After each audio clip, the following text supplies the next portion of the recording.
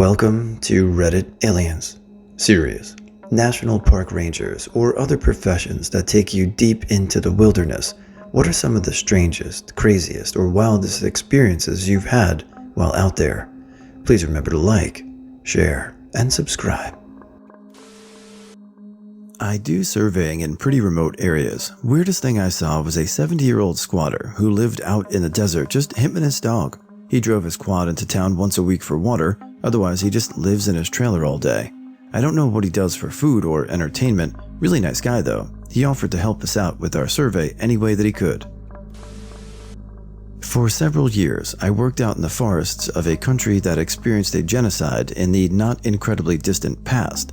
Several times I found skulls. Once I wasn't watching where I was going and stumbled upon something soft. I looked down and it looked like a very old sweater and had been lying there forever. I poked it with my foot and dug around in the vegetation a bit, and sure enough, most of the skeleton was gone, but it was clear there were bones inside the sweater. Somehow that freaked me out much more than the skulls. Former Park Service here. Being way the F out in Alaska, waiting for a float plane to pick me up and my partner up after a week of slogging through the tundra, and waiting, and running out of food, and eating berries, and then when the plane landed 3 days late, hearing that some asshats had blown up a tower in New York. Have you ever missed a major global event because you were on a remote holiday? In geology field camp in Colorado, one day we were out doing a field test, which involves wandering around by yourself, checking out outcrops in an effort to figure out the underlying geological structures in the area, folds, faults, etc. We're up on top of this mesa, and I'm wandering around near the edge, trying to find a way to look at the horizontal layers that I'm currently standing on top of. I find a small, nearly vertical crevasse that looks like it will do the trick, and I can see a little ledge about 8 feet down that looks like I can scramble down to it and get a good picture of what's going on.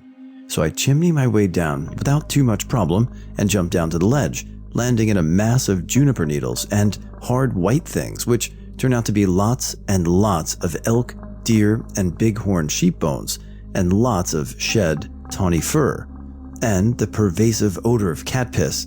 Needless to say, I scrambled the F out of there as fast as my monkey arms would take me and counted myself lucky that no one was home. TL, DR, climbed into an active mountain lion den, then got out as fast as possible. Made an account just to share the story, which happened today. I'm doing some subcontracting work making borders for the state of Massachusetts, meaning I walk around all day blazing and painting trees. I was working today in a wildlife management area, which has one road going through it, and as I crossed it, I encountered a hiker. Now, this guy seemed pretty normal, but from his perspective, a 6-foot-tall, 180-pound man just came crashing out of the woods wearing no shirt, covered in paint, holding an axe. He commented that my axe was a serious piece of equipment, and without thinking I responded, "Yeah, gotta watch out or it can cut you real easy." He looked completely terrified, muttered a goodbye, and took a brisk walk while checking back over his shoulder every few seconds. For all I know, that might have been the guy who made this thread. Ex-tree planter here. We were relaxing in the truck after work one evening, central BC, maybe a kilometer from a nearby lake. We noticed an osprey, a kind of bird of prey, in the distance, flying toward us, carrying something in its talons. It was really moving, and we soon saw why. A fully grown eagle was chasing it. It was probably a couple 100 feet above us. I was in the back seat, and maybe 10 seconds after the eagle passed out of view due to the roof of the cabin blocking my vision, a 10-pound fish landed in the middle of our dirt parking lot, still flopping. One of the foremen grabbed it and cooked it up for dinner. I'm a little late to this one. I'm a field biologist, and my job takes me to some fairly remote places. I have two favorite stories. The first was the time I was surveying a remote restoration site near an old trail, and I heard someone walking up a nearby path. All the hair on the back of my neck stood on end, so I grabbed all my stuff and started casually walking down the trail like I belonged there. I turned the corner, and there was a shirtless guy swinging a crowbar around in circles, and when he saw me, he started yelling, "I got a crowbar! I got a crowbar!" I think I nodded at him, squeaked something like, "Nice crowbar," and then ran the mile or so back to my truck. and that's the reason why I carry a mace and a big knife now. The other event was when I drove up to a site I was supposed to survey that was next to an embankment that dropped off next to the access road. I got out of my truck, turned around, and totally caught two people having sex. Just right there, next to the access road. And that's the reason why I carry a camera with me now. Honest to God, I once encountered a bear orgy. It was deep, in the Rocky Mountains National Park about 15 years ago. I was hiking and came across 5 or 6 black bears just going to town on each other. No one back at the station ever believed me, and this was before I had a phone that could take pictures or video. Never seen anything like that since. What can I say? I like the stories that have a little bit of lightness to them. A bear orgy? I need more of that. A couple years ago, I went camping with my brother and an old roommate of mine. This was in one of the national forests in Oregon. We were pretty high up, kind of near an old ghost town. Not really a dangerous area, but there are a lot of black bears and some cougars. I set up my hammock with the tarp draped over the keep out the rain. Then I got pretty drunk and went to bed. Well, since I drank my weight in beer, I woke up in the middle of the night to go have a pee. I lifted up the tarp to peek out with a flashlight, and that's when I saw 2 eyes staring back at me. They were about 20 feet away. I was using one of those stupid $2 hardware store LED lights, so it didn't throw a beam, so I couldn't see what was behind the eyes. All I could see was that they were far apart. My first instinct was to turn off the light and stay where I was, but it was so close and then I couldn't be able to see it. We had 3 guns, but I left mine in the truck. I came to the conclusion that the only thing to do was to stay perfectly still and keep the light on so I could see it. So I draped my other leg out of the hammock and was ready to bolt for the truck if it charged me. I stayed in this position for what felt like forever, until I noticed the eyes had not moved at all. So I took a chance. I slowly got out of the hammock and started moving around the eyes, keeping about 20 feet between us. I was moving toward the truck. Once I got to the side, I saw it. It was a pair of binoculars, left open sitting on a stump. With a light, they reflect just like a pair of eyes, and in my half-drunk state, it never occurred to me that this could be a possibility. I put the binoculars away and went to sleep. I know that this isn't an actual dangerous experience. I've actually encountered wild animals before, but this is by far the most scared I have ever been, and for most amount of time. I am a seasonal ranger for my local forest district. Despite the fact that I live in a fairly suburban area, the forest preserves still make up 12% of the county, which much of the property being heavily wooded, not far out wilderness, but pretty secluded in some areas. Being a seasonal employee, I've been on the job for a bit over a month now, but in my short time here, I have found 1. A dead man in a tree. The rest of the rangers say they find about 1 suicide a year, so here was the one for the year.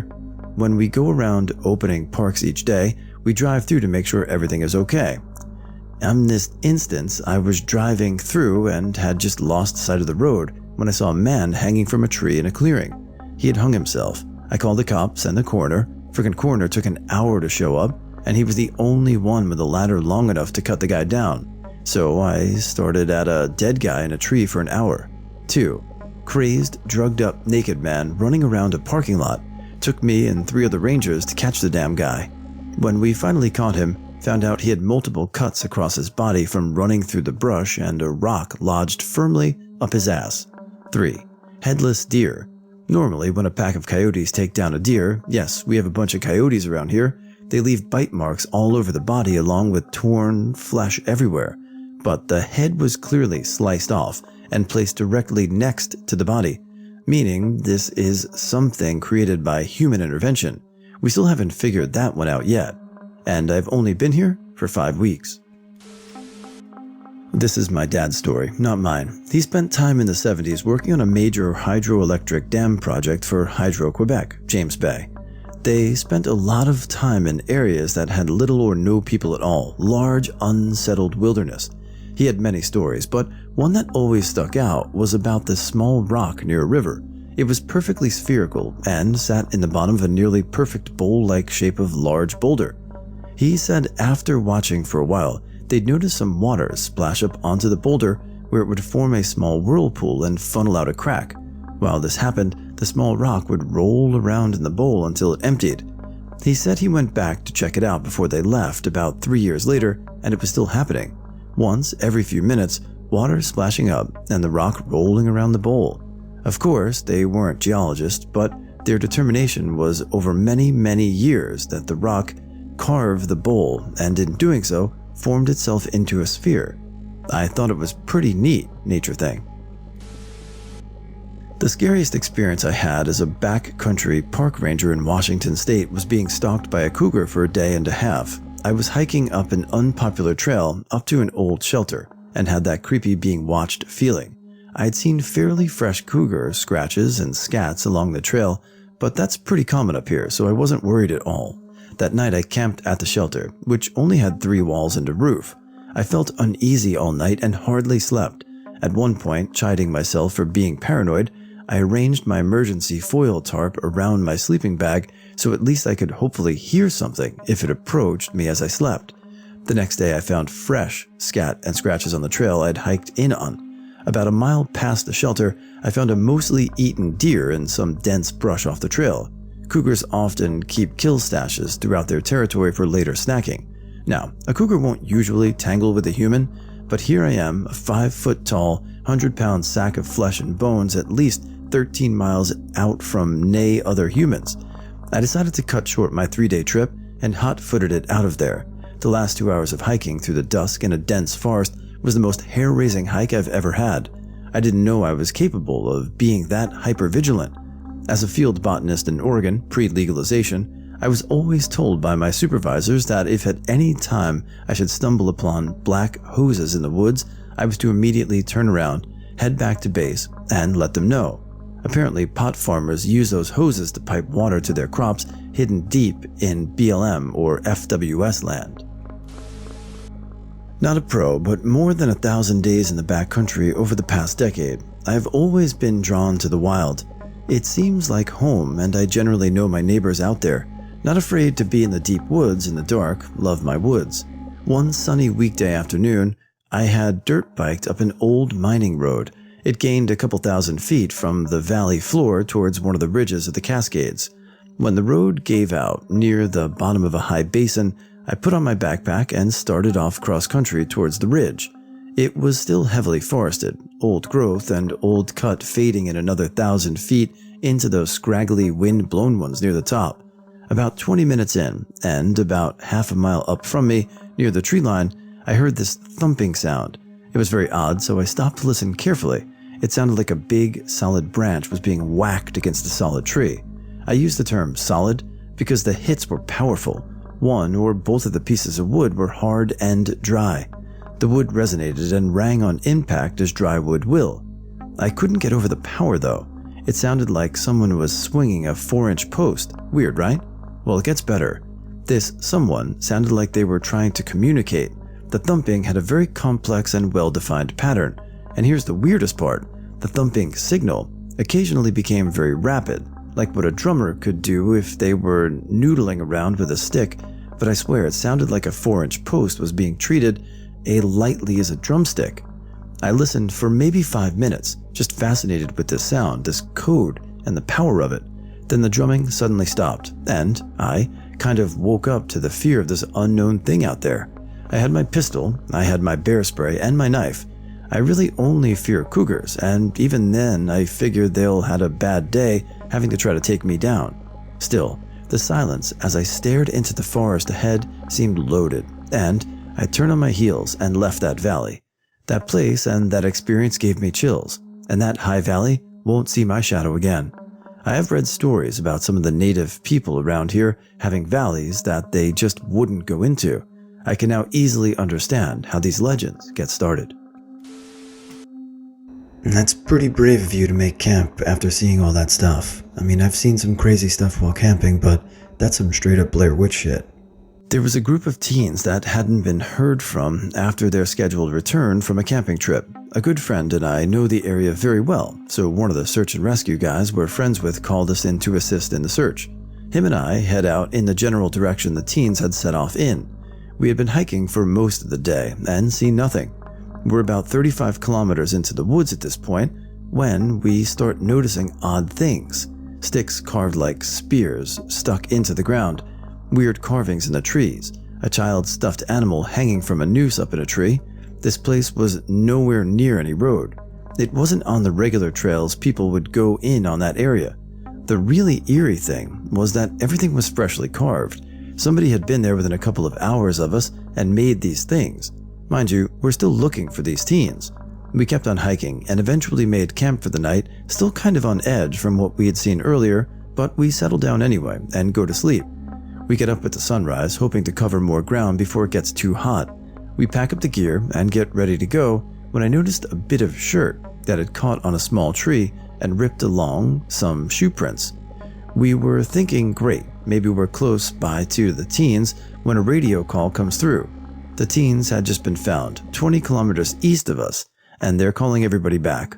All those weird things we had seen from the day before came flooding back into my mind. We wasted no time hiking out of those woods.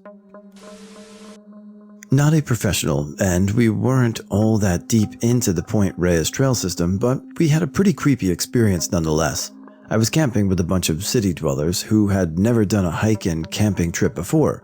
Needless to say, some things didn't go so well, like 2 people only bringing 1 small bottle of water, several people bringing insufficient food, and 1 couple that were carrying an 8-man tent between them. It was like herding cats, let me tell you what. Anyway, we finally make camp, maybe 2 to 2:30. We're up the cliffs and have a beautiful view. We have ample time to set up camp, cook dinner, and tell ghost stories et al., but no. These numbnuts get the bright idea to go down to the water. It's just right there, they plead. 30 minutes tops. This is bullshit. It's easily a 2-hour hike down. I know this. One other guy knows this, but we feel obligated to go with these yahoos to keep them out of trouble. We get to the beach while the sun is setting. Now we have to hike back in the deepening dark. There's a dim moon and the fog is rolling in. I have the only flashlight and the batteries give out after a while. Of course we get lost and I manage to take a spill, twisting my ankle pretty badly. So it's dark. Fog has visibility down further. We're lost, cold, hungry, and I'm injured. Then the other competent hiker pulls me aside and tells me in hushed, urgent tones, I don't want to freak the others out, but something is following us back there. It comes into view and then fades back into the fog. I've never seen anything like it. As we continue on, I catch a sight of a ghostly white shape, maybe 3 feet tall, moving silently but quickly along the side of the trail we are on. Every hair in my body stood on end, and I could have made a diamond in my arse. It didn't stay visible for long and disappeared into brush almost as soon as I noticed it.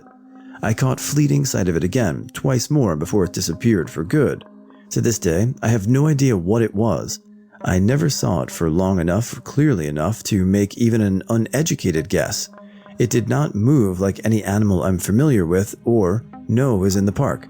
I can't tell you how relieved I was when we got above the fog and the visibility, though still darker than Satan's arsehole, illuminated by a sickly candle quadrupled. At midnight, we called for a halt. We rested for about a half hour, pulled what little food and water we had left, and tried to figure out where we were. When we got started up again, we literally took 10 steps and turned a bend straight into our tents. We still tell stories about how delicious the crunchy spaghetti was that I made for everyone, 1 bowl at a time, that night. Honestly, I was making it so I would have an excuse to stand next to the fire, hoping that whatever it was out there would be afraid of it.